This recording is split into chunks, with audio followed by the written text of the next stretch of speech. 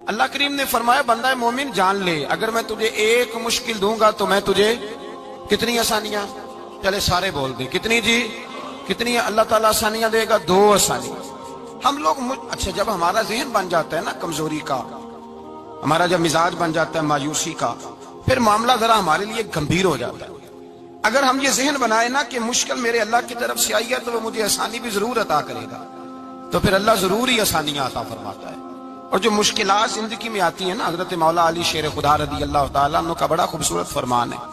حضرت علی فرماتے ہیں جب تجھے مشکل آتی ہے تو وہ تجھے رب کا پتہ بتانے آتی ہے، وہ تجھے اللہ کا پتہ بتاتی ہے۔ اس لیے کہ جب تو سارے اسباب کر لیتا ہے، جو ضرورت ہوتی ہے پوری کرتا ہے، تندرست ہو کے وہ کام کرتا ہے، پھر بھی کام نہیں ہوتا، تو اس کا مطلب ہے کرنے والا تو نہیں، کرنے والا کوئی اور ہے جو کام کرنے والا، کوئی اور ہے۔ تو عزیز بھائی یاد رکھیں، ہر مشکل کے ساتھ اللہ نے آسانی رکھی ہوتی ہے۔ اگر اللہ تبارک و تعالیٰ بیماری عطا کرے تو اس کے ساتھ اللہ پھر جو تندرستی دیتا ہے وہ بھی بڑی اعلیٰ عطا فرماتا ہے۔ اگر اللہ کبھی غربت دے تو پھر اس کے بعد جو اللہ تعالیٰ آسانی دیتا ہے وہ بھی بڑی اعلیٰ عطا فرماتا ہے۔ اگر کہیں سے آپ کو دکھ ملتے ہیں تو پھر جب سکھوں کا وقت آتا ہے تو پھر گنے نہیں جاتے۔ یاد رکھیں مشکلات کے پہلو میں آسانیاں ہوتی ہیں، اور جس آدمی کو مشکل آتی نہیں، میرے نبی کریم سید عالم صلی اللہ علیہ وسلم نے فرمایا مومن کو جو مشکل بھی آتی ہے اللہ اس کی برکت سے اس کے گناہوں کو معاف فرما دیتا ہے، اللہ اس کی برکت سے اس کے گناہوں کو معاف کرتا ہے۔ یہاں تک کہ حضور نے فرمایا میرے مومن کو کانٹا بھی چبھے تو اللہ تعالیٰ اس کی مشکل کو آسان فرما دیتا ہے۔ 2 بزرگ بیٹھے تھے، ایک حضرت احمد رحمت اللہ علیہ اور ایک حضرت شرف الدین منیری رحمت اللہ علیہ۔ تو حضرت شرف الدین منیری کہنے لگے کہ دوست اصل میں وہ ہوتا ہے جو دوست کی طرف سے آنے والی تکلیف پر صبر کرے، جو اللہ کی طرف سے آنے والی تکلیف پہ صبر کرے وہ اللہ کا محبوب ہوتا ہے۔ تو حضرت احمد فرمانے لگے نہیں مجھے تیری بات کی سمجھ کوئی نہیں آئی، صبر کرے وہ اللہ کا دوست ہے، مصیبت پہ صبر کرے۔ تو کہا جناب پھر اگر نہیں سمجھ آئی تو آپ بتا دیں اللہ کا دوست کون ہے؟ تو آپ فرمانے لگے جو محبوب کی طرف سے آنے والی مصیبت کو اس کا تحفہ سمجھ کے قبول کرے وہ اصل دوست ہوتا ہے۔ اس کا تحفہ سمجھ کے قبول کرے، اپنے رب کا تحفہ سمجھے، مالک کا تحفہ سمجھے کہ اس نے مجھے تحفہ دیا ہے، مجھے کسی مشکل میں ڈالا ہے۔ تو رب کریم بلا مثال و بلا تشبیہ سمجھانے کے لیے اللہ جب کسی کو مشکل میں ڈالتا ہے، کافروں کو تو اس نے موجیں کرائی ہوئی ہے، بڑی بڑی سہولتیں دی ہوئی ہیں، مشکل میں ڈب بھی ڈالتا ہے، اپنے نیک بندوں کو ہی ڈالتا ہے۔ نمرود اور فرعون کے پیروں میں کانٹا بھی نہیں چبھتا تھا، ان کو تکلیف نہیں آتی۔ تکلیف کسے آتی تھی؟ اللہ کے نیک بندوں کو تکلیف آتی تھی۔ حضرت رابعہ بصریہ جب تک زندہ رہی تب تک بیمار رہی، جس دن طبیعت ٹھیک ہوتی تو کہتی اے اللہ تو کہیں مجھ سے ناراض تو نہیں ہو گیا، تو کہیں ناراض تو نہیں مولا جب تو مجھے تکلیف دیتا ہے تو میں رو کے تیری عبادت کرتی ہوں، جب مجھے دکھ ہوتے ہیں تو میں سجدے میں تڑپتی ہوں، اور خدا بندہ اب تو میں سکھی ہوں، موج میں ہوں، مجھے رونا ہی نہیں آ رہا، تو خدا بندہ تو کہیں ناراض تو نہیں ہو گیا مجھ سے؟ دکھ تو اچھے ہوتے ہیں، دکھ تو پیارے ہوتے ہیں، اور دکھوں کے بعد جو اللہ آسانی دیتا ہے اس آسانی کا پھر کیا ہی کہنا۔ اس حضرت ایوب علی نبینا علیہ الصلوۃ والسلام بیمار رہے، 60 سال اللہ نے تندرستی دی۔ کتنے سال بولے؟ 60 سال، غور کرنا بات پر، 60 سال علیل رہے، پھر بیمار ہو گئے، 18 سال ہو گئے بیمار ہوئے۔ زوجہ کہنے لگی دعا کر لیں آپ کو اللہ صحت دے دے۔ ہمیں اگر کوئی بندہ پوچھ لینا کہ بھائی کبھی کوئی خاص بات تو سناؤ، تو ہم جو ساری زندگی سکھ کے ساتھ سوئے ہوتے ہیں وہ بات نہیں سناتے، وہ جو ایک رات درد سے نیند نہیں آتی اس رات کا قصہ سناتے ہیں، کہتے ہیں وہ میرے الٹے دانت میں درد تھا تو میں ساری رات سو نہیں سکا۔ او بھائی جو ساری زندگی سویا ہے اس کا تو ذکر نہیں کر رہا، اور ایک رات جو تجھے نیند نہیں آ رہی۔ کسی سے پوچھا جائے، ڈاکٹر کہتے ہیں 360 ہڈیاں ہوتی ہیں وجود میں، کسی سے پوچھا جائے نا تیرا کیا حال ہے تو 359 ہڈیوں کا ذکر نہیں کرتا، جس گھٹنے میں درد ہے اس کا ذکر کرتا ہے، کہتا ہے یہ گھٹنے میں بڑی درد ہے۔ او بھائی باقی 359 ٹھیک ہے نا، ان کی بھی تو کوئی بات سنانا۔ حضرت رابعہ بصریہ رحمت اللہ علیہ کے پڑوس میں ایک نوجوان رہتا تھا، آپ کے پڑوس میں، تو وہ جب جو محلے میں بچے رہتے ہیں نا گاؤں میں ان کا پتہ ہوتا ہے، پڑوسی تھا تو 34-35 سال نوجوان کی عمر ہو گئی، کبھی بیمار نہیں ہوا۔ ایک دن اس کی طبیعت علیل ہوئی، سر میں درد ہوا تو اس نے پٹی باندھ لی سرخ رنگ کی، باہر نکل کے آیا، حضرت رابعہ بصری علیہ رحمہ نے دیکھا تو فرمانے لگے بیٹے خیر ہے؟ لگا جی اماں جی سر میں بڑی درد ہے۔ آپ فرمانے لگے کتنی عمر ہو گئی؟ کہنے لگا 34-35 سال۔ فرمانے لگے پہلے تو کبھی درد نہیں نہ ہوئی؟ کہنی اماں جی آج ہی ہوئی ہے۔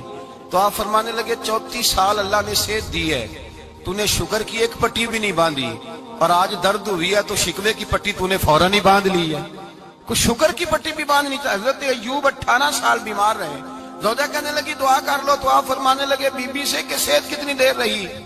اس نے کہا 60 سال۔ تو آپ فرمانے لگے ذرا بیماری کو بھی 60 سال گزر لینے دو، پھر دعا بھی کر لیں گے۔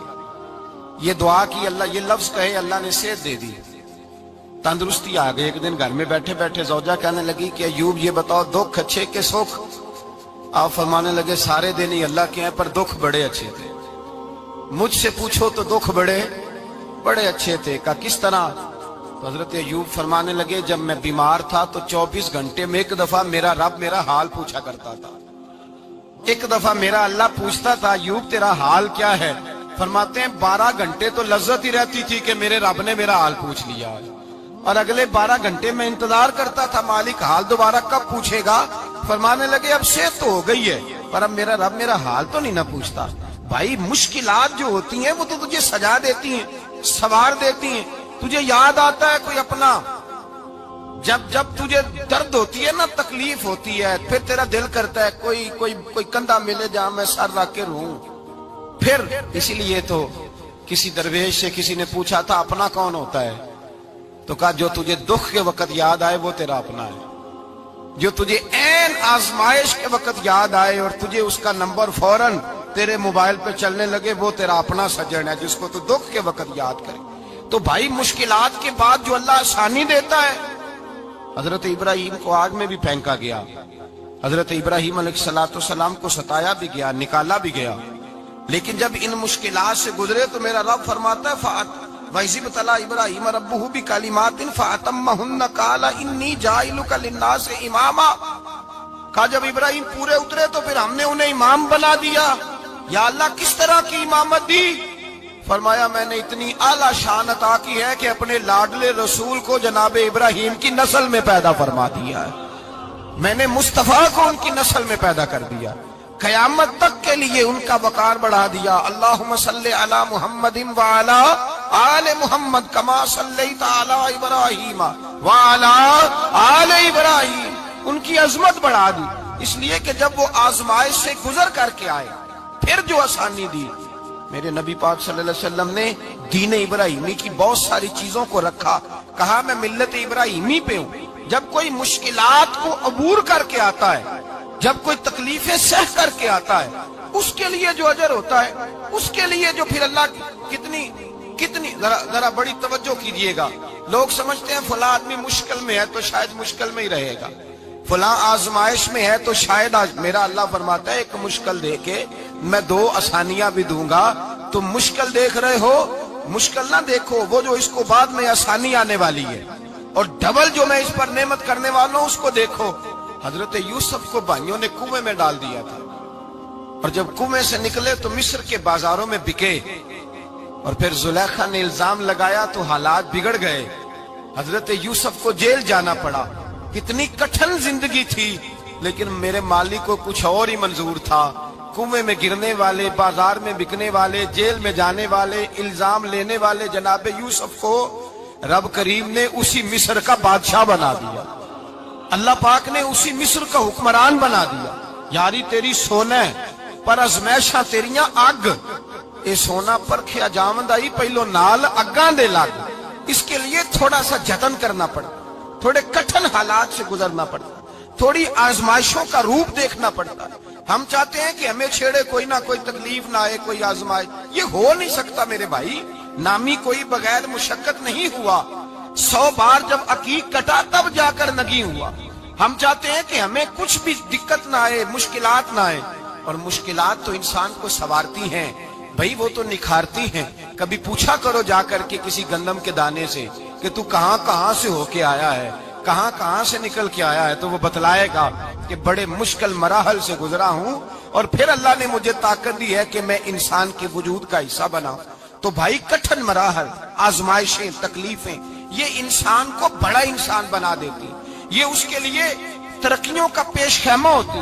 ہمارے جمال پریشان ہو جاتے ہیں، عورتیں خاص کر کے اس بات پہ توجہ کریں، وہ بڑی جلدی غم لے جاتی ہیں، وہ کہتی ہیں جانے میرا کچھ ہوگا ہی نہیں، جانے میرا کچھ ہو ہی نہیں سکتا۔ میرے بھائی درجنوں اور بیسیوں لوگ ایسے ہیں جن کی اولادیں نہیں تھی لیکن نام ان کا ان سے بھی زیادہ ہے جو بڑے بڑے صاحب اولاد۔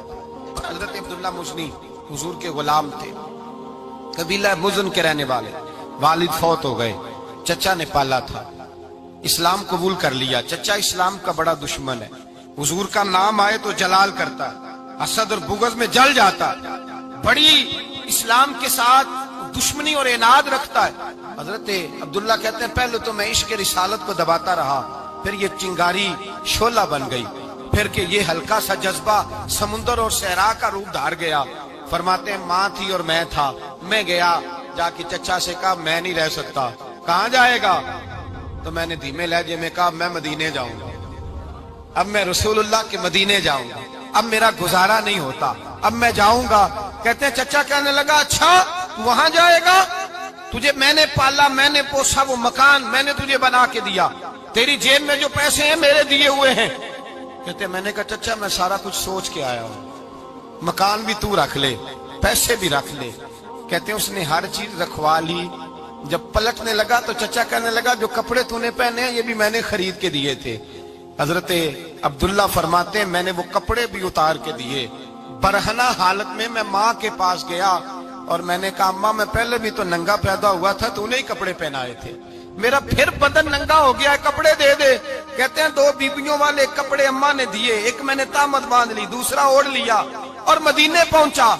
کہتے ہیں جب میں ٹھنڈی رات مدینے پہنچا تو کالے رنگ کے حبشی غلام حضرت بلال دودھ کا پیالہ لیے کھڑے تھے، ہاتھ میں کھجوریں تھی، کمبل تھا، کہنے لگے آجا آجا، مصطفیٰ نے فرمایا تھا قبیلہ مزن سے میرا غلام آ رہا ہے، میں ساری رات سے تیرا انتظار کر رہا ہوں۔ حضرت جناب سیدنا عبداللہ رضی اللہ تعالیٰ عنہ فرماتے ہیں میری مشکل آسان ہوئی، فرماتے ہیں مجھے مدینے میں اعزاز مل گیا، مجھے عزت مل گئی، ہر آدمی میری قدر کرنے لگا۔ گویا بزرگ کہتے ہیں کہ حضرت عبداللہ دعا کرنے لگے کہ اے اللہ تو نے مجھے بڑی شان دی ہے مصطفیٰ کی گود میں، اگر اسی رحمت کے چھاؤں میں پردہ کر جاؤں تو میری بات بن جائے گی۔ حضرت عبداللہ کا وصال بھی رسول اللہ کی گود میں ہی ہو گیا، گود میں نہ کوئی رشتہ دار، نہ کوئی تعلق دار، نہ کوئی ہمسایا اپنا، نہ کوئی چچا، نہ کوئی ماموں، شہر میں تنہا اسی کسے دے کچھ نہیں جے لگ دے تے نہ کوئی ساڈا دردی، تنہائی۔ جنازہ اٹھا تو اٹھانے والے کون ہیں؟ ابو بکر صدیق، فاروق اعظم، عثمان غنی، مولا علی، حسنین کریمین جنازے میں شامل۔ میرے رسول پاک صلی اللہ علیہ وسلم نے جنازہ پڑھایا، دیکھو مشکل کاٹی تھی تو آسانی کا رنگ دیکھو، آسانی کا انداز دیکھو۔ حضرت سیدنا ابو دردہ رضی اللہ تعالیٰ عنہ ارشاد فرماتے ہیں مدینے میں رواج تھا کہ جب قبر میں اتارنے لگتے تھے تو قریبی رشتہ دار اتارا کرتے تھے، پر عبداللہ کا تو رشتہ دار ہی کوئی نہیں تھا مدینے میں، کون اتارے؟ فرمایا جب قبر میں اترنے لگے تو حضرت ابو بکر صدیق اور حضرت عمر فاروق اتر گئے کہ ہم قبر میں اتارتے ہیں۔ رسول اللہ نے فرمایا تم باہر نکلو، تم کیوں قبر میں گئے ہو، باہر آؤ۔ کہتے ہم باہر آئے تو اللہ کے رسول اندر گئے، فرمایا کون کہتا ہے اس کا کوئی نہیں، میں جو موجود ہوں، کون کہتا ہے کوئی نہیں؟ فرمایا رکھو میرے ہاتھوں پہ۔ کہتے ہیں حضور کے دست مبارک پہ رکھا اور باہر کھڑے ہم رشک کرنے لگے کہ واہ اللہ تیرا آسانی دینے کا رنگ، آسانی۔ اس نے مشکل برداشت کی تو رب نے مصطفیٰ کے قدموں میں آسانیاں عطا فرمائی، پسے اور حضور نے قبر میں رکھا، نبی پاک نے۔ میرے دادا مرشد کہتے ہیں عشق سرکار کی ایک شمع جلا لو دل میں، بعد مرنے کے قبر میں بھی اجالا ہوگا۔ اور میرے اعلیٰ حضرت فرماتے ہیں لحد میں عشق رخ شاہ کا داغ لے کے چلے، لحد میں عشق رخ شاہ کا داغ لے کے چلے، اندھیری رات سنی تھی چراغ لے کے چلے۔ اور بیدم شاہ بارسی تو حد کر گئے، کہنے لگے پسے مردن، بعد مرنے کے پسے مردن فرشتوں نے جو تلاشی لی تو کیا نکلا؟ فقط ایک دل کے گوشے سے خیال مصطفیٰ نکلا، فقط ایک دل کے گوشے سے خیال۔ اور کامل پیرو نہ دے باہو قبر جنا دی جیوے۔ میرے بھائی نبی پاک صلی اللہ علیہ وسلم کے ساتھ وفا کی تنگی دیکھ کر دقت ساتھ دیا. مکہ مخالفت کرتا تو جناب فاطمہ حضور کا خیال رکھتی. فاطمہ بنت اسد بڑا پیار کیا, بڑی محبت کی مولا علی کی والدہ نے, ہر دکھ ہر تکلیف کاٹی, لیکن رسول کائنات صلی اللہ تعالی علیہ وسلم کا ساتھ نہ چھوڑا. اور یہاں تک روایات میں ملتا ہے کہ جناب فاطمہ الزہرا جب بیعہ کے ان کے گھر گئی تو باہر سے سودا لا کے دیتی. حضرت فاطمہ سے بڑا پیار کرتی, بڑی محبت, مشکلات میں ساتھ دیا. جب وصال ہوا تو فرماتے کوہرام مچ گیا مدینے میں. لوگ منتیں کرتے تھے کہ حضور کا ایک بال مل جائے تو قبر میں بخشش کا سامان ہو جائے گا. رسول پاک نے فرمایا جب جناب علی کی والدہ کو غسل دے دو تو کفن پہنانے سے پہلے میرے پاس آنا. کہتے ہیں جب غسل دے لیا تو عرض کی حضور غسل ہو رہا ہے, کفن کا کیا کرنا ہے؟ حضور اندر گئے, قمیض بدلی اور جو کرتا پہنا ہوا تھا اتار کے دیا. فرمایا وہ علی کی ماں نہیں میری ماں ہے, اس نے میرے لیے بڑی تکلیفیں سہی ہیں, بڑی مشکل دیکھی ہے. فرمایا اس طرح کرو میرے کرتے میں اسے کفن دو. حضور نے جنازہ پڑھایا, اپنے کرتا لباس مبارک میں کفن دلایا. پھر جب وہ دفن ہوئی تو حضور قبر پہ کھڑے ہوئے, کھڑے ہو کے فرمایا اے اللہ اپنے سارے نبیوں کے وسیلے سے اور میرے وسیلے سے میری اماں کی بخشش فرما دے. پھر جو آسانیاں ملی ان لوگوں کو تو ان کی قبروں تک آسانیاں ملی, پھر ان کو قیامت تک کے لیے آسانیاں ملی جنہوں نے مشکلات کو دیکھا. اور بھائی جو سوئے رہے, جو آرام کرتے رہے, جنہوں نے مناسب ہی نہ سمجھا کوئی کٹھن مرحلہ طے کرنا, جنہوں نے کہا نا نا نا نا ہم تو سکھ کے ساتھی ہیں, ہم تو سکون کے ساتھی ہیں, بھائی ہم تو سلوٹ کے ساتھی ہیں, جب موجیں لگے گی تو دوڑ کے پہنچیں گے, کہیں گے ہمارا بھی تعلق بنتا ہے, ہماری بھی رشتہ داری ہوتی ہے, ہمارے بھی رابطے ہوتے ہیں, پھر دوڑ کر کے پہنچیں گے. اصل ساتھی وہ ہوتا ہے جو دکھ کا ساتھی ہوتا ہے, آزمائش کا ساتھی, مشکلات تجھے اونچا اڑاتی. حضرت سلمان فارسی کہتے ہیں میں نبی پاک کی تلاش میں نکلا تھا, حضور کی تلاش میں نکلا, اور میں نے کئی سال حضور کو ڈھونڈا, کبھی ایک دروازے, کبھی ایک دروازے, کبھی دوسرے دروازے, کبھی تیسرے دروازے. فرماتے میں شہزادہ تھا پر بکتا بکاتا مدینے آیا, میں نے نبی پاک کی تلاش میں یہودیوں کی غلامی بھی کی, تیری تلاش میں پھرا میں جنگل پہاڑ اور دشت میں. فرماتے ہیں بڑی تکلیف کاٹی, بڑی آزمائش دیکھی, لیکن اس دن مجھے سارے دکھ بھول گئے, اس دن میری ساری تکلیفیں آسانیوں میں بدل گئی.